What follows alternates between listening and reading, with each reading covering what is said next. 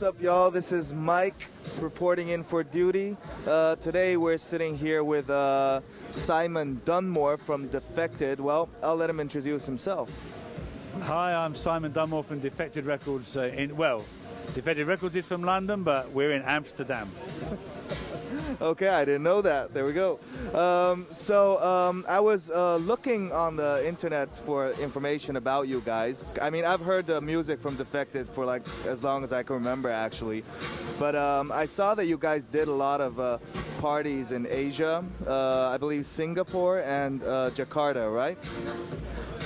Yeah, we've toured pretty much all over Asia. So we've done dates in Manila, in Seoul, in Tokyo, Osaka, Singapore. I mean, pretty much everywhere there's a party, we're happy to be there. Well, so what I was wondering about, because I grew up in Holland, but I was also born in Taiwan, so I actually went to both sides of the world. And I was really curious, like from your professional point of view, what do you think is the biggest difference in the electronic music environment between Asia and the West?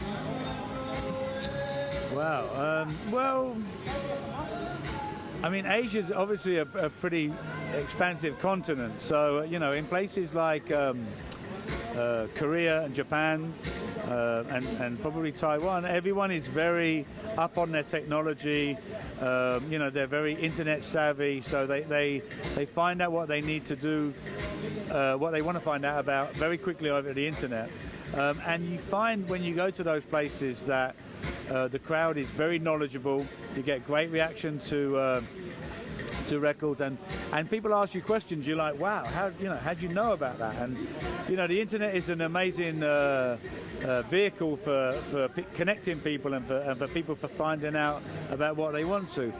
Some of the other territories are, you know, not adopting things quite so quickly, but they know that they love their dance music, and you know, our job is to go out there and introduce, you know, new territories and new clubs and new clubbers to our sound, what we do, and the DJ producers associated with the label. So you know, it's a combination of the knowledgeable and the informed, and then a little bit of an education and trying to make people aware.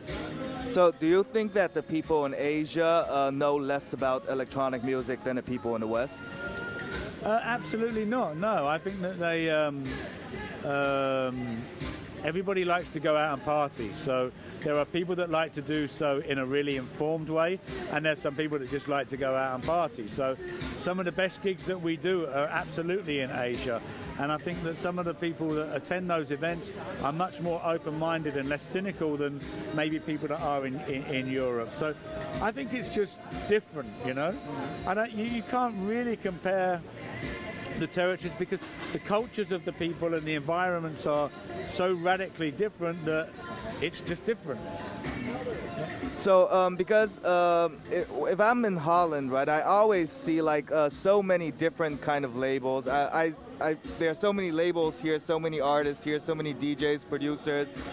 Pretty much everywhere you go now, you run into someone that says, hey, I'm a DJ, I'm a producer, I'm a label, whatever, right? So, but in Asia, I feel that that's still not developing as well, or it's not developing as good as it is here in the West. So the question is, what do you think the people in Asia need to do to bring out their sound more internationally? Wow, okay. You know, the thing is I mean, you know, it's a really, really tough question. I mean, I don't understand the culture of people enough across the board in Asia to be able to answer that question. I know that when kids are growing up today, they look for opportunities, and they look for the opportunities where they can be cool.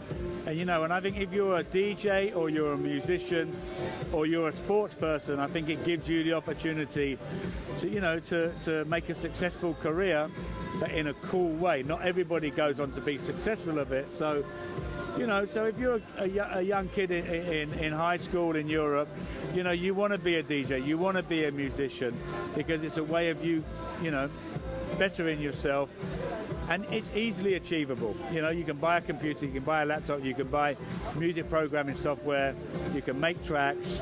If the tracks go on to do well, you can then DJ, and you can look cool in front of your mates and to girls, and you know, you can be the man. I think in Asia, maybe people look to sport. You know, certainly in India, I remember when I went to India for the first time, I went through a park and all I could see was kids playing cricket. You know, and that was their way of being cool and going on to be successful. So, you know, as people get more access to technology and more access to computers and music software and more aware of how it works, maybe that producing music will become more popular and more prevalent in Asia. That's the only thing I can think of, because you know, there are a few people making music in Asia that go on to do quite well. I had a meeting last night with a guy called Hayes, and he lives in Kuala Lumpur, and he's Malaysian, and he made records on Defected in 2001. He has a big record at the moment, a track called Around, which he produced with a guy called Noir, who's from Denmark, and he's making it work. So maybe he can be an inspiration for kids and musicians and songwriters and vocalists around Asia.